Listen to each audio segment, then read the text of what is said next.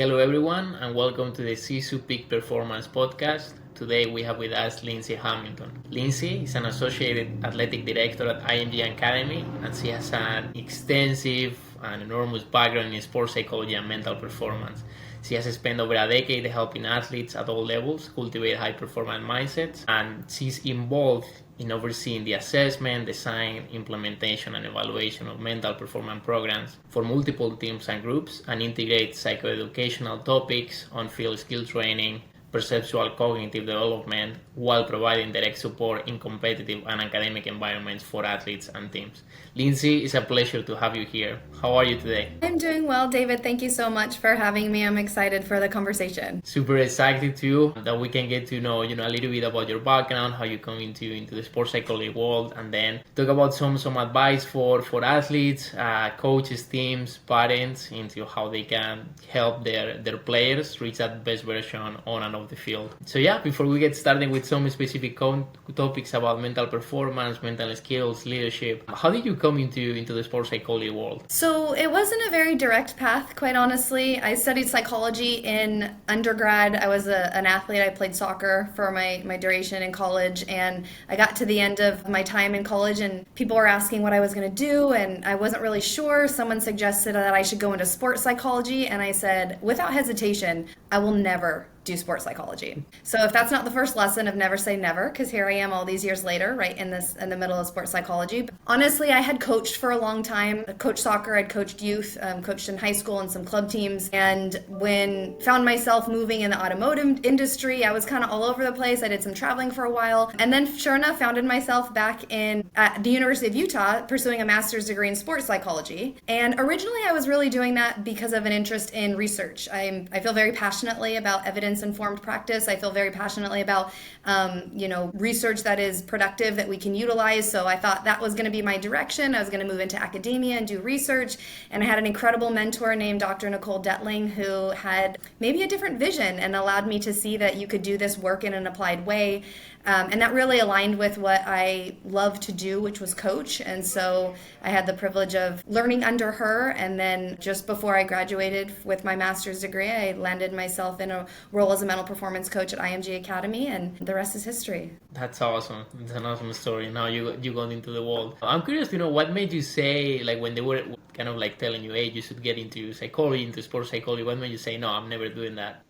I think probably for two reasons. One, I knew that I didn't want to be in a therapeutic environment, and I didn't know that sports psychology was anything other than that. And so that was something, an assumption that I had made with limited visibility to say I don't really want to go on that path. And, quite honestly, it probably had something to do with the fact that at the end of my college career, I had tore my ACL, right? Like there's all kinds of sports psychology that's going on, even if you don't know that you're engaging in it. And I probably felt like it was just a little too close to home and, wasn't quite ready to put myself in that position. But the reality is that I love to help people. I love coaching, and the mental side of the game was a really big part of my game when I played, and I really didn't know that it was. I didn't know that it was a thing. So ultimately, it just really ended up aligning that allowed me to pursue the career in this space. I think that's something that athletes go through, during their careers, where, obviously like they develop their resiliency, they're trying to find ways to feel more confident, but they just didn't have anyone to speak about it or anyone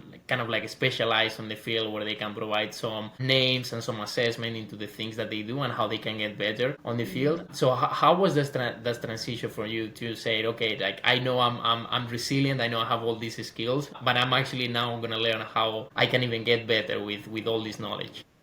It was a very, I'll say simple transition, I guess familiar. It just felt familiar to me. So I had used a number of skills when I was playing myself in college, but only because of things that I had heard or things that they just felt like relevant to me and my own pursuit of athletics. And then I got to my master's degree where I started learning about these things, and I'm like, oh, I've been doing that wrong. Visualizing the wrong things, visualizing the mistakes so that I could recover, but all that time visualizing the mistake, like that was a thing that showed up in my performance all the time. I've always been someone who's very, very in tune with my breath and my sense of presence, and so now I understood that there were ways that you could really train it, and I started to learn more about why it was hard. And I actually think that empowered empowered me more to continue to pursue the skills. And that's something that I definitely bring into my practice with my performers that I work with now, is like helping them understand that just because it's hard doesn't mean they're mentally weak, or doesn't mean that they're not doing it right. It just means that they're human, and welcome to being human. And now we have an opportunity to develop through that as well. So those are some of the things that I definitely gained in my transition, going from having my own mental game to really learning more of the background and how to do the skills. And I'm very much appreciative of that, not only for my practice, but for my own personal life.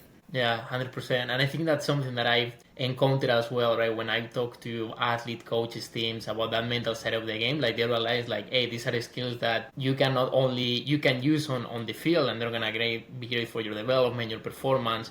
But they keep saying a lot of times like, hey, these are things that I can use on my day-to-day. Like if I feel nervous for a presentation, or like I'm really stressed about an exam, like I find myself doing some breathing exercises. I'm trying to, visualize being successful in that exam or in that presentation. And yeah, that's something that they've come to think like, hey, this was a surprise. I thought like at the beginning, I thought this was only meant to improve my performance on the field. Yeah, it's so interesting, because one of the other places that we talk about this a lot, especially in the youth environment, is all of those experiences you have when just meeting somebody new, right? When trying to find your social network, and, like getting the courage up to introduce yourself or say hello, or, different things like that. And then how they can take those skills into school, into their college interviews in a variety of different places. And I'll never forget, I can remember years ago, one of my first few years of doing this work, and we were talking about confidence, and we were talking about body language, and sure enough, somebody comes up to me on the field and is so excited to share with me that she did it actually prior to her test at school, and how she just really felt like better about like the preparation that she had put in, because she was able to sit there with confidence knowing that. And that was really spectacular, right? I think like we all want to improve performance, but the truth of it is they're all people, and if they can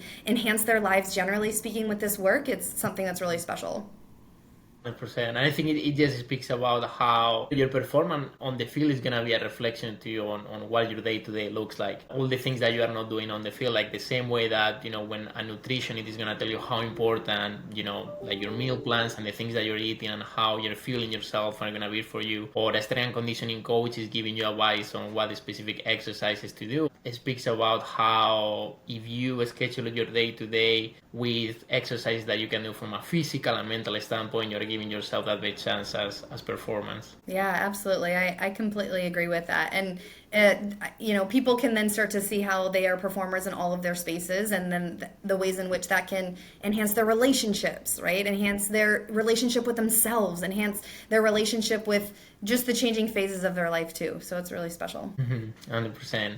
And Lindsay, something that you mentioned before about how you were interested first into the research, evidence-based methods of sports psychology. So a lot of times, right, when athletes are trying to, learn more about the mental side of the games, they had a ton of information out there, right, from videos, blogs, studies. So how did you go about, filtering that research and saying, okay, this is something that I can deliver in a practical way to athlete coaches and teams? A lot of the times as mental performance coaches, we don't really have the time that we would like to explain some of these studies and concepts and the research. So how did you go about applying all that research, evidence-based methods into a practical way so athletes, coaches, parents can understand a little bit more about the field? Yeah, I really appreciate that question, because it's so vital. Like, doing evidence-based practice is essential. And I never really took the approach that I needed all my athletes to know the science behind it, but I absolutely was committed to making sure that I did. So that for multiple reasons. One, if anybody asks, you have to know.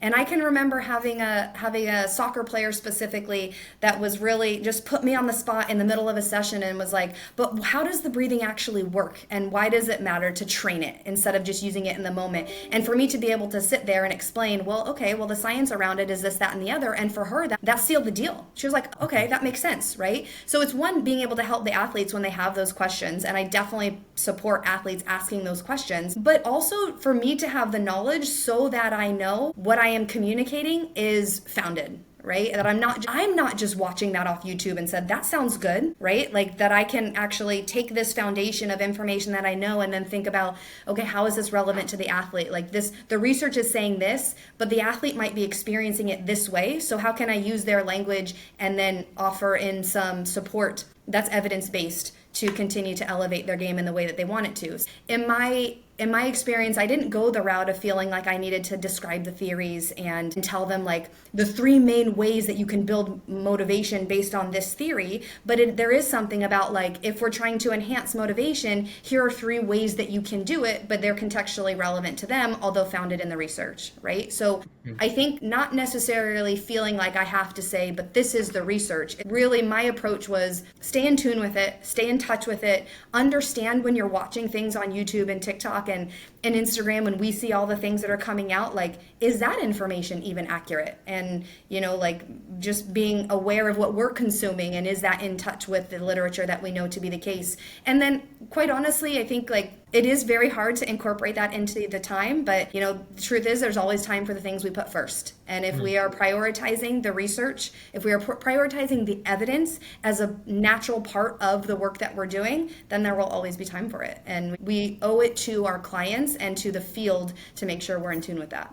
I love that sentence of thinking about, okay, what's a priority for you, and spending the time accordingly to that. Something that I've used a couple of times, honestly, every time that I encounter a new team, is I do this exercise where I ask the athletes, okay, first, how important you think from 1 to 10 physical training or physical preparation is, and then they all say like it's 10 out of 10, right? Some say 8, 9. And then I ask them, okay, how much time do you spend, getting ready physically for the game during your week to week? And they always say like, well, at least a couple of hours per week, like probably like 6 to 10 or something like that. It really depends on the level, but that's what I found. And then I ask them a follow-up question of, okay, how important you think the mental game is? And they all say like 10 out of 10. Like I never had anything below 10. They all say that it's super important. And then I ask them the following question of how much time do you spend preparing mentally for the game, what's coming during the week, during the month, during your season. And they usually say, some of them they say like 10 minutes, 5 minutes during the week, right? So the amount of time that they spend on their mental side of things is way, way less than the physical side of things, at least based on their perception, right? So have you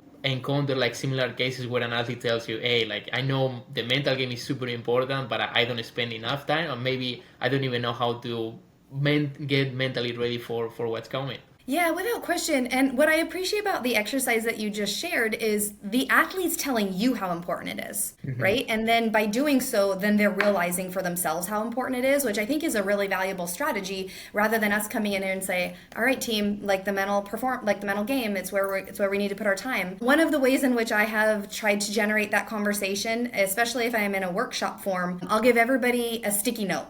And I'll ask them the question, what's the one thing this team needs to be successful this season? And they'll write down one thing, right? Like it could be all over the board. And then I'll go over onto like the whiteboard or the wall or wherever it might be, and I'll draw a line. And I said, okay, if what you have on your sticky note is physical, come put it over here on this side. And if what you have on your sticky note is mental, communication, teamwork, confidence, anything that's not physical, come over here and put it on the mental side. And inevitably, the side with the mental side has all the sticky notes, right? And then I ask them, well, what do you notice? And they all say, this is the thing that's going to help us be successful, right? And so then being able to then generate that conversation and talk about why we are spending the time on it that we do. In our environment, it's a little bit different because we are incorporated as part of the programming. So they will come in here. So we less have to say, can we get some of your time? It's more of how do we make the most of it, and is it relevant to you? And so that's an exercise that I have used to be able to generate that conversation as well. I think that's an awesome exercise, and I'll probably be stealing it from now.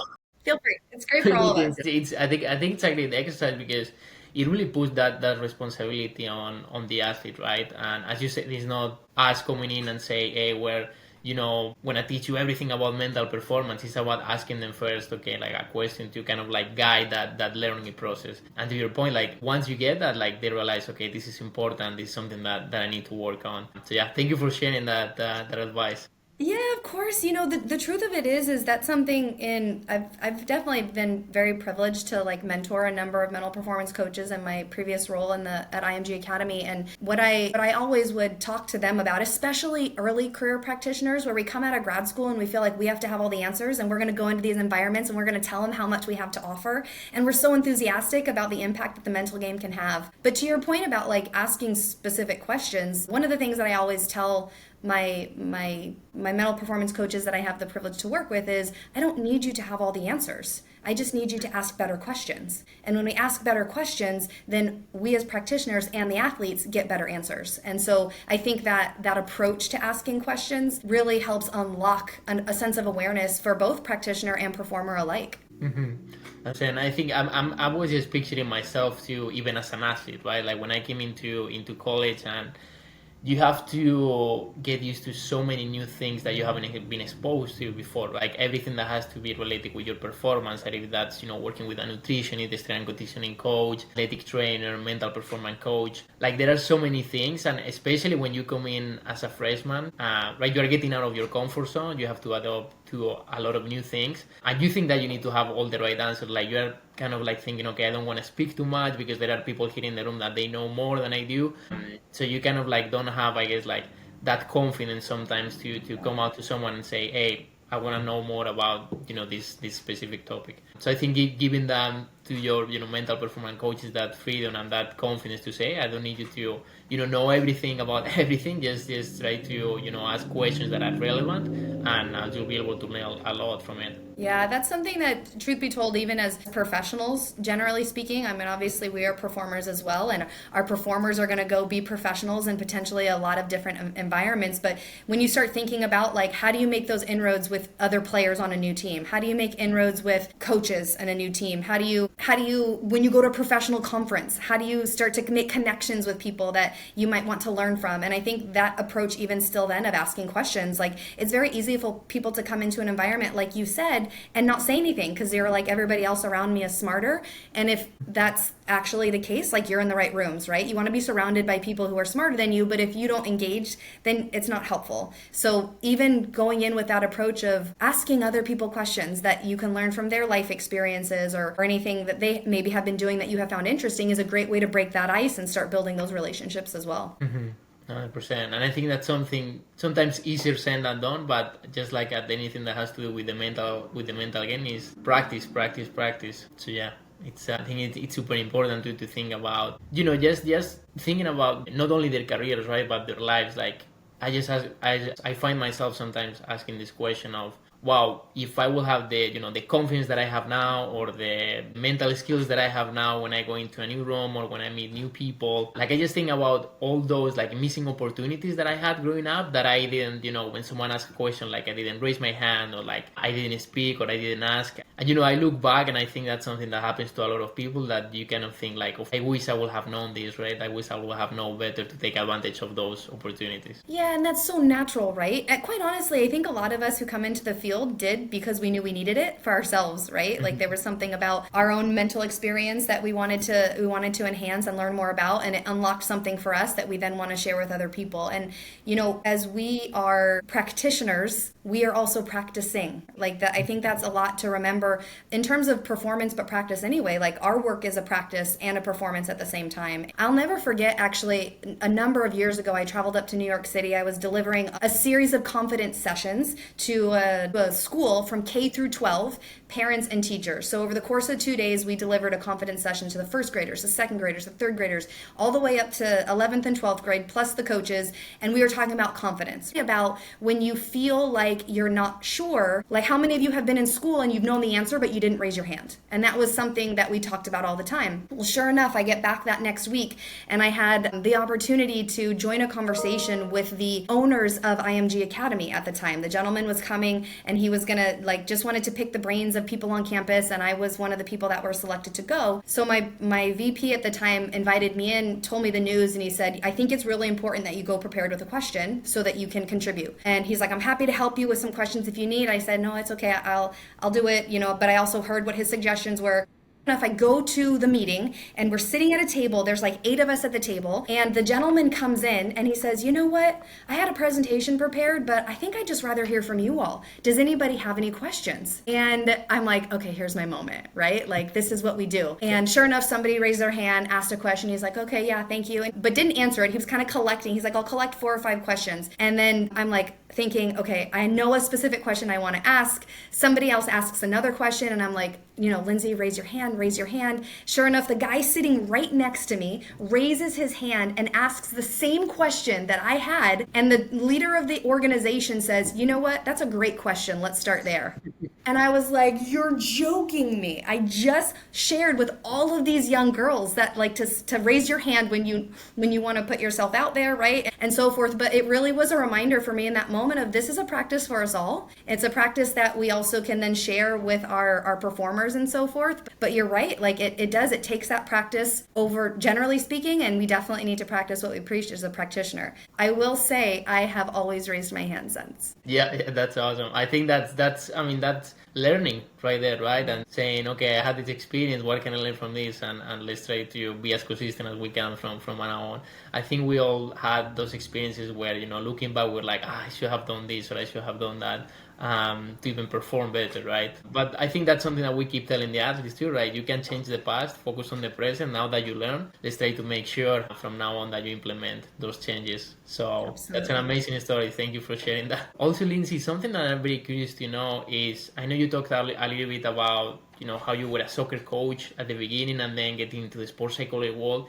Did your approach to coaching change after you were exposed to kind of like all that sports psychology knowledge? I think that my approach to coaching changed, but I think most certainly my role in the coaching environment changed, right? Like when you're the head coach of a team, like you step in and you make the decisions and you're coming out here with your philosophy and you're like, this is how things are going to be. And I think as a mental performance coach, when you step into that support role in the coaching environment, I'm not going out there and like stepping myself into the field because this is my coach's space. And I want to make sure that I'm honoring my coach's space and her philosophy or his approach to how he's interacting with the coaches. But knowing that I have my philosophy in there, generally speaking, about how I want to help my athletes gain skills and how I want to help them understand their mental game in relationship to their performance, or even just help them understand their performance. So I don't think that my approach to coaching or how I interact with the students and the student athletes changed, but most certainly my awareness of what my role was in that environment and how I can honor really somebody else's stage because it's theirs. Yeah, and I think that's so important, and sometimes it's what you need first, right? Like to build that relationship and to respect their space. And I think not only for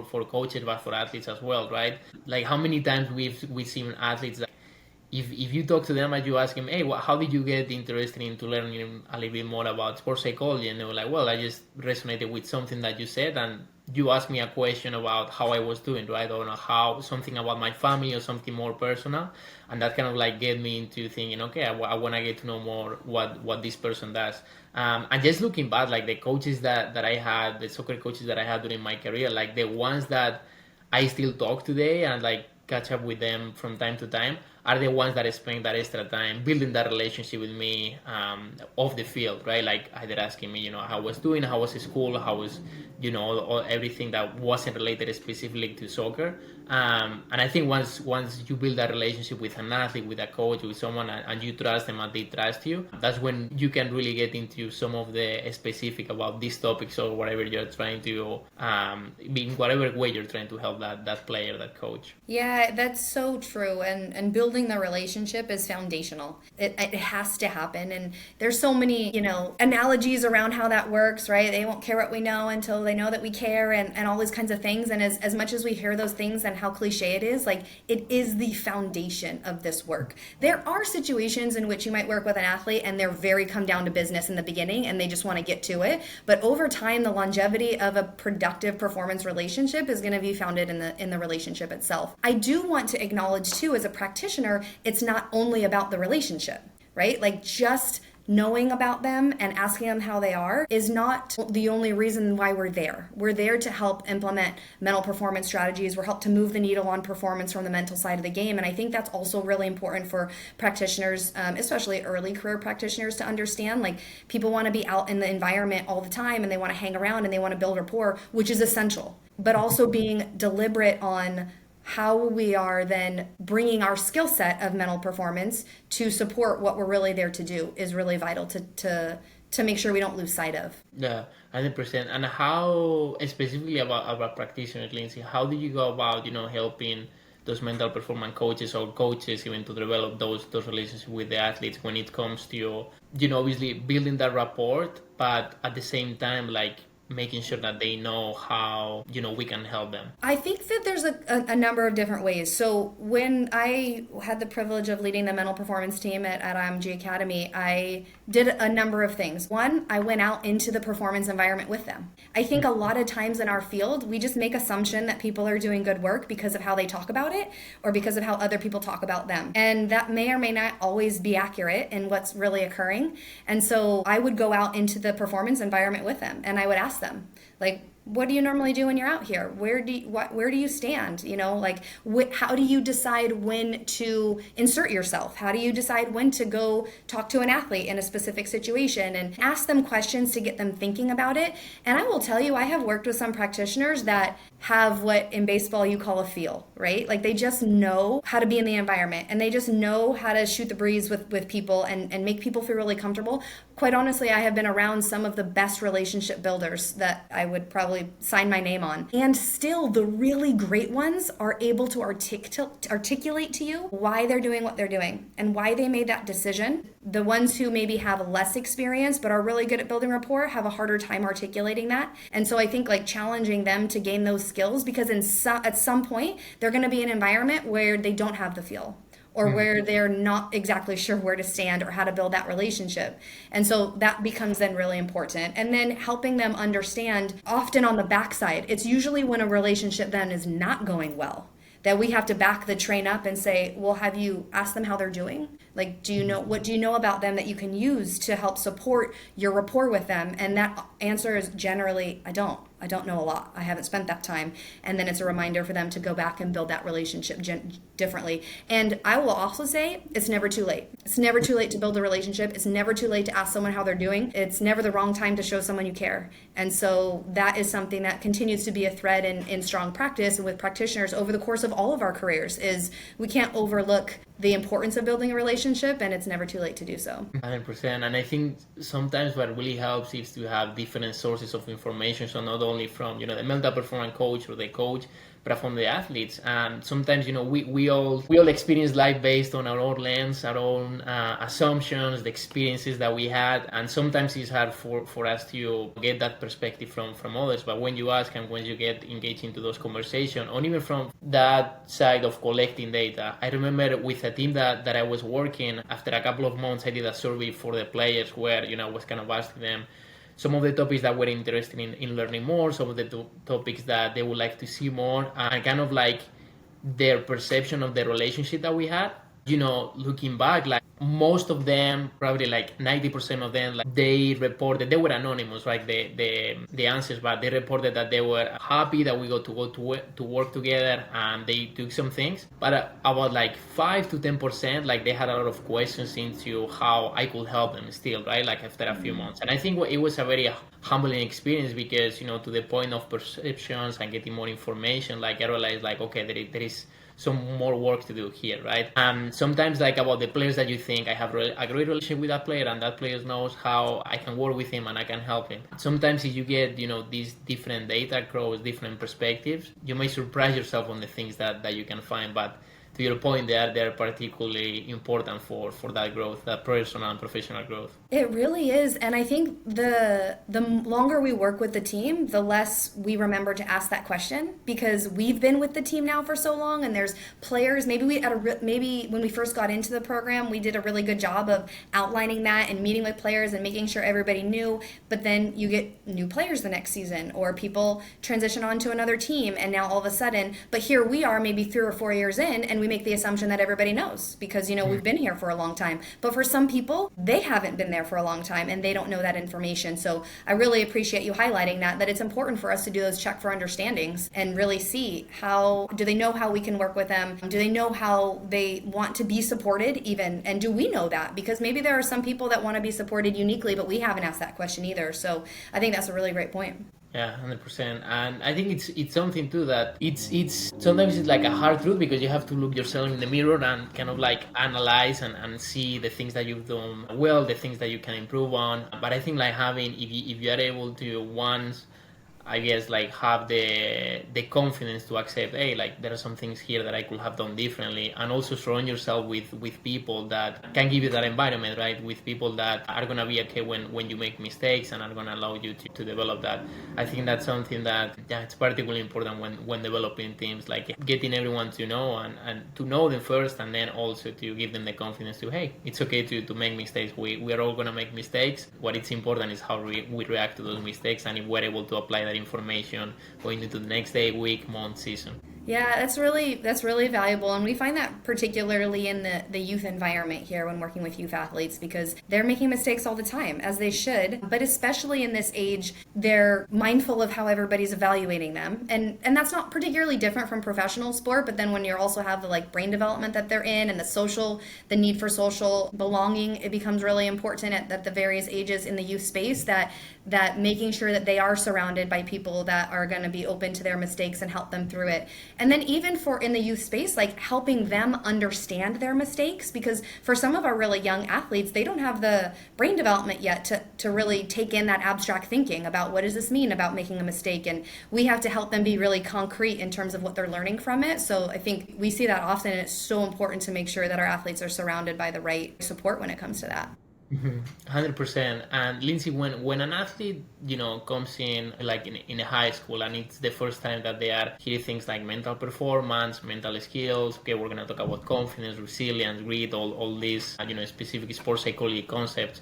How do you go about to them, like about explaining, some of these concepts if it's the first time that they're hearing about them? I think that my approach is less explaining and asking, like we talked about before. And it's really important when we go in, especially for the younger ones who have never had this experience before, is making sure we're remembering that kids are not little adults. They haven't had the experiences that adults have had. They haven't had the experiences that we have had. They don't yet have the brain development to even make sense of the experiences that they might have had. And so I think it's vital. I think working with youth athletes really challenges you as a practitioner to make sure you're very clear on what it is you're talking about and what it is you're trying to get out of it, and connecting that to the youth. Because we can't make assumptions about what they do know. We really have to understand what their context is. And so when I'm first beginning with a youth athlete who maybe has never experienced the work before, it's a lot of asking questions. And in some cases, it's a lot of asking questions about what they've seen in others, because they can understand that a little bit better. They've noticed that as they're beginning to develop more awareness about themselves. Some athletes, youth athletes, are really in tune, and I'm always incredibly impressed about some of their self-awareness. But the truth is, the bulk of them aren't, right? And I'm sure knows what my awareness levels were like when I was younger. So I think asking them some of those questions about what maybe they've observed about the mental game, or what they know about other people that they can see in it, helps to situate the conversation to identify what they already know or what they may have experienced or observed, that allows us to jump off from there. Awesome. Building on those questions for those young athletes, I think something that comes up a lot as well for mental performance coaches, for coaches in general as well, right, is how those young athletes handle everything that they're doing off the field, and specifically when it comes to handling conversations with their family, like their parents, friends, and all that, right? Obviously, every parent wants the best for their kids, but sometimes, the way that they are going about talking about the game, their performance, the relationships that they have with their kids, sometimes, obviously, they're doing the best that they can, because, as I said, everyone wants the best for their kids. But what are some, advice or specific things that parents can do to help their kids not only perform on the field, but also to make sure that, once they take that mask of their sporting environment and they get home, they are also able to effectively develop that relationship with their kids? That's such an important question, and I feel very strongly about that because I am a parent myself, so I'm going to say this lovingly as a parent, that I feel like parents are my job security as a mental performance coach, because it's oftentimes the parents that are contributing to maybe some challenges and unintentionally, right? Most parents want to do better, they just don't know better. And so I think that when the parent is thinking about how they can best support their student athlete, the truth of it is just being there in support. And the player already has a coach, and the player already has teammates, and the player probably already has dreams that they're trying to accomplish and an identity around that. And I think it's really important for what you said at the very end is like, how do they cultivate their relationship? That has to be the first thing. Because when the kid is struggling, like they're going to go to the relationship they feel safest in, not the relationship they feel like they're going to be challenged in the most. They might come to that at the end, right? But they're going to come to the relationship that they feel the safest in. And so prioritizing as a parent of athletes, that parent prioritizing their relationship first is essential. Now, that doesn't mean that the parents can't challenge their kids, right? Or to help them achieve certain goals and move the needle with and alongside them in performance, but that relationship has to be first if you want that to be healthy and a safe space for the kids to come to. And we know the landscape of youth sport in particular is becoming more and more competitive. Money's coming at an earlier age, opportunities are coming at an earlier age when kids are still probably not quite yet developed to understand how to make sense of it all. And the parents are still very much a safe space, and it needs to be the priority. So some of the ways in which they can do that is to really highlight the things that they're doing well. And I know that this sounds cliche, right? But like at the end of the game, oftentimes anybody will ask like, how was the game? Did you win? And that immediately goes to what was the outcome? And that's how I'm going to judge the rest of our conversation. But I think asking questions more like, how was the game? Did you have fun? How was the game? What did you do well? And oftentimes kids are going to be like, nothing. I did nothing well. Sometimes they have games like that, right? And the truth of it is not every game is good, but there is good in every game. And parents have an opportunity to really help the kids find what that is that went well and supporting them no matter what. Right? And I think asking those. The other thing that is vital for parents and with their athlete and building that relationship is making sure that they're aligned on the goals of why the kid is playing. And the truth of it is most parents are getting their kids involved in sport at a very young age for exposure, for skill development, for meeting friends, for getting coaching from someone else, for doing something fun, right? All those reasons. And then over time, as our athletes become more serious, they become more dedicated, they start to express dreams about going pro or playing in college or getting the starting position, then we as parents can often make assumptions about what we think their goals are. And we very rarely come back and ask what they are. Not ask what our goals are for them, but what are their goals and what are they really doing this for? And what we know is that the families that can support their athletes the most effectively are the ones who are in alignment. They have an understanding of what their kids are doing. They've been in touch by asking in some way what it is that we're trying to accomplish and how can I support you in doing that. That conversation is essential to have to ensure that any support that our parents might be providing is actually in alignment with what the kid's really trying to do. Mm-hmm.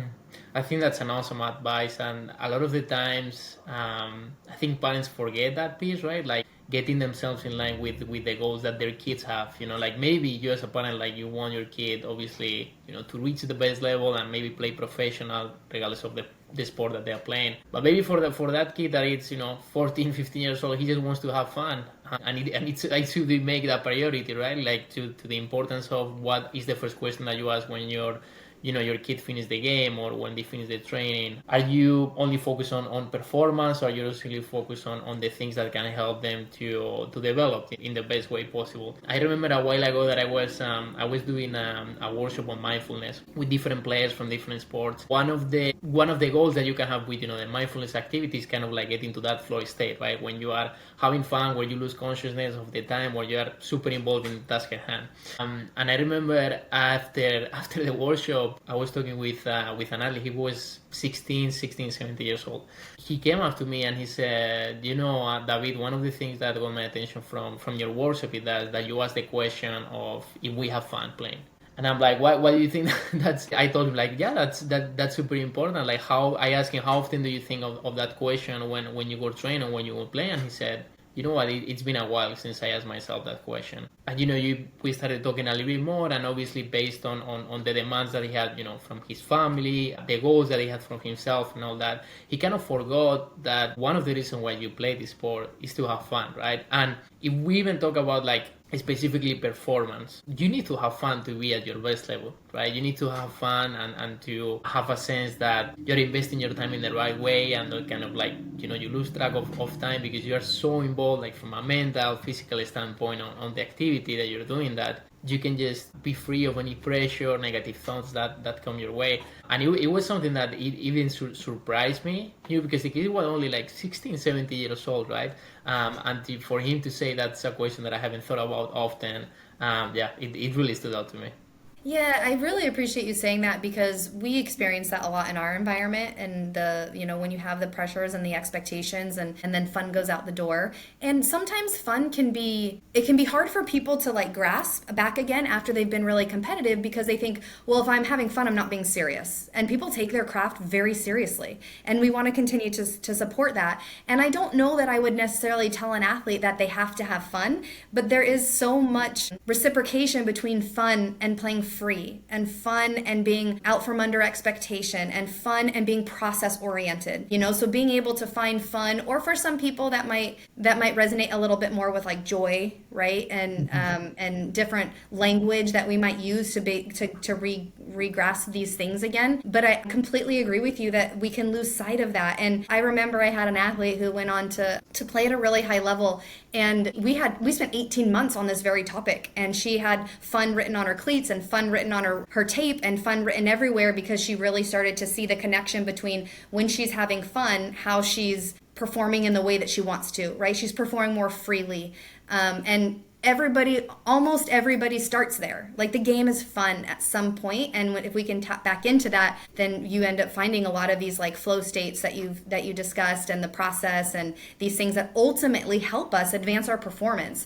And so in the beginning, athletes are like, fun and me playing well, they feel different from each other, because the work that they put in on a daily basis might not be fun, right? Mm-hmm. Like they're working hard, they're grinding, they're recovering, they're tired, they're stepping up to the line to do another sprint, and so it doesn't feel fun. But then ultimately, I think reconnecting those pieces and walking that journey with them to allow them to experience that again is really freeing. 100%. And I think it's so interesting to Lindsay, that most of the time when I talk to athletes and coaches, something that we keep coming at, and it's a huge topic, is how can they use that joy and that thought of, okay, I'm having fun. Like, to your point, you probably won't have fun when you have to do a sprint after another one, but you are able to tap into that reason why you started playing. Like, something that I will ask my baseball players would be, can you think about the first time that you play, or like you threw a ball, or that you catch a ball?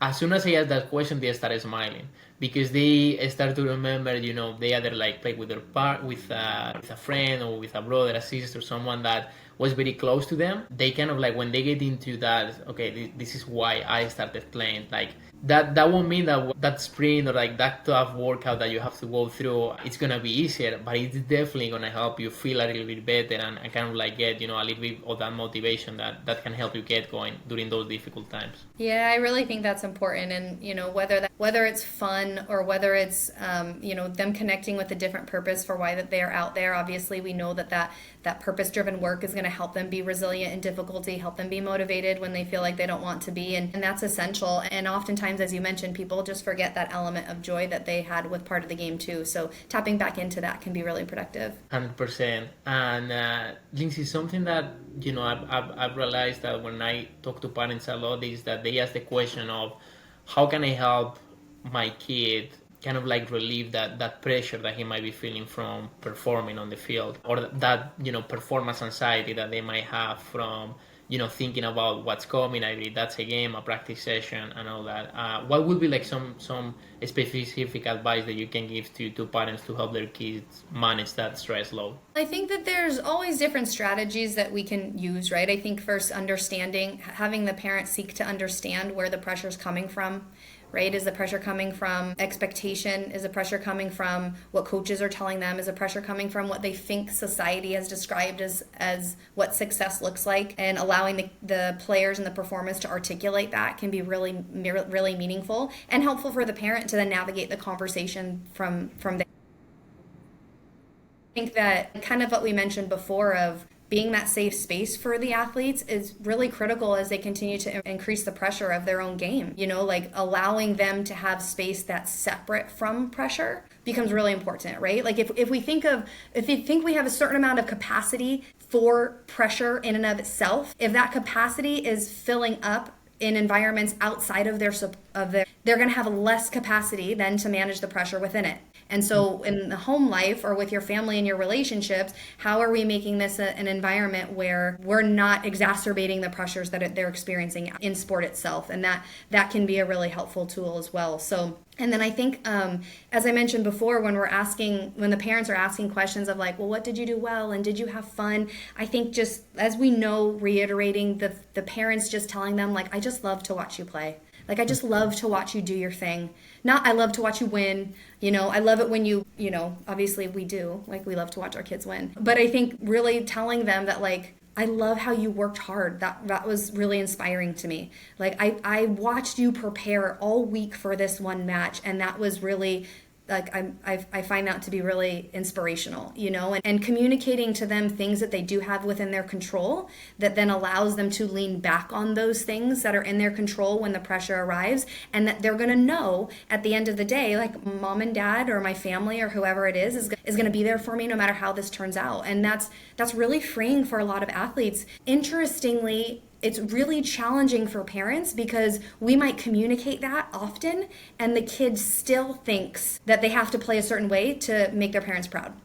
And I had this in a session, actually. I was doing a parent education session one time on this very topic where we were asking the families, like, why do they want their kids to play sport? Like getting back in touch with those goals, right? It happened to be check-in weekend. We had an athlete in the room because the parents were like, please come because we only have so much more time with you. So she came, she did the exercise at the same thing. And the parents, rated my kid plays this sport to make me proud at the very lowest. And she had it, the student athlete had it rated as the second most important thing. And the parents sitting there saying, we have told her time and time again, it's not about us. We want you to do what makes you happy. We want you to do what you want to be doing. We support you no matter what. But she still thinks I need to make my parents proud. And so really being intentional with those conversations and really not making assumptions about what that is. Obviously in our words and actions, telling them that we support them and that we're going to be here and we love them no matter what. But also checking back in and saying, do you feel pressure from me? Is there a way that I can, how can I help? How can I help?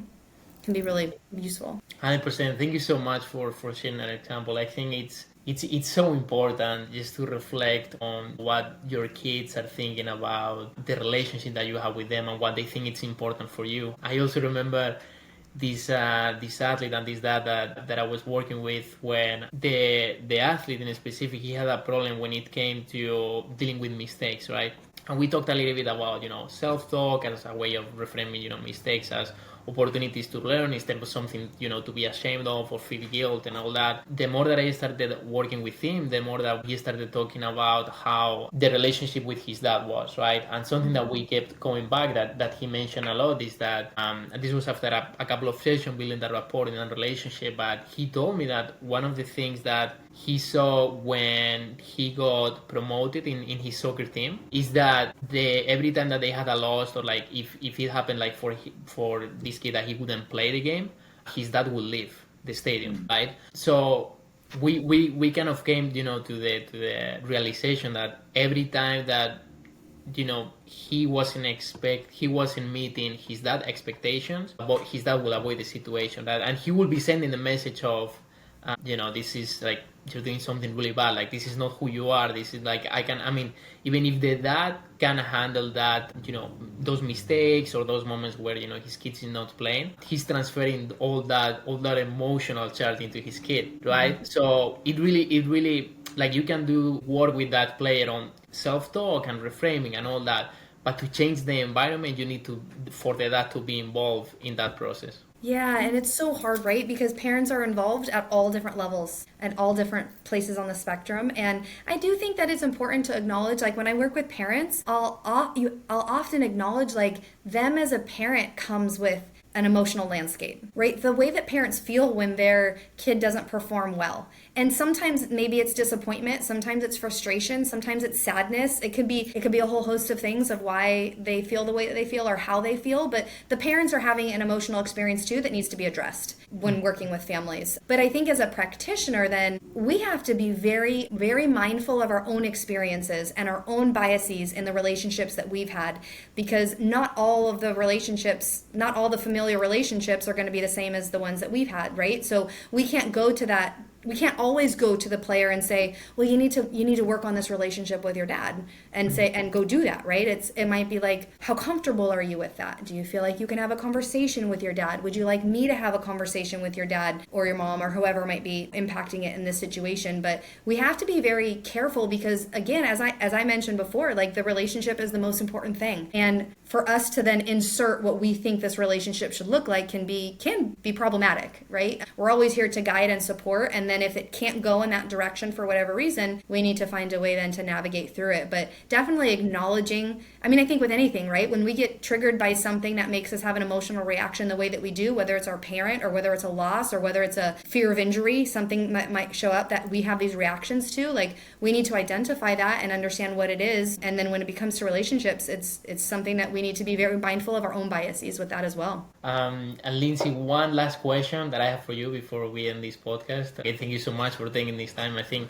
this is an awesome advice from parents, which is an athlete. If you could go back to see your past self, right? Let's talk about, your past self from 10 years ago, right? What would be what piece of advice that you will give yourself to kind of like face life in a better way or with a better framework? Specifically as an athlete? As an athlete, yeah, as an athlete. Oh, wow. I think that I would tell myself probably two things. I would probably say keep working hard. It's one of the things that's going to take you where you want to go. So I would definitely reinforce something that I'm doing well, like a true mental performance coach. But I would also say something that I resonate with a lot in terms of like how I evolved as an athlete and then also how that impacts my work today. There's a John Steinbeck quote that I really resonate with, and it's, now that I don't have to be perfect, I can be good. And I think that in many ways, striving for very high standards is something that I've always ascribed to and worked really hard for. But in a lot of ways, that kept me from really reaching my potential in some capacities, because I was so concerned when I didn't do it the way I was supposed to, right? When it wasn't perfect, when it didn't go the way that it was intended in my mind, and then that set me back. And I think that if I could just unhook from that perfectionism, then I would have a chance to be really great. And I'd like to think that, I'm moving in that direction now, and that there's goodness that I continue to strive to. I'm sure that as an athlete specifically, I could have benefited from that a little bit sooner. So keep working hard and unhook from the being perfect piece. Awesome, Lindsay. Thank you so much for those pieces of advice. I think they're extremely valuable. And same as with everything that you share here with us today. Again, thank you so much for your time. And if anyone wants to reach out, if they have any question about how they can contact you or learn a little bit more about, mental performance, how they can help, how parents can help their kids, coaches, how they can, improve the relationship with the players, or know a little bit more about the mental performance side of things, how can they contact you? Sure, I would love to. I'm happy to chat with anyone. I'm passionate about this work and helping others. So probably email is the best way to get to contact me. It's lindsay.hamilton@imgacademy.com. And it would be my privilege to support anybody who'd be interested in reaching out.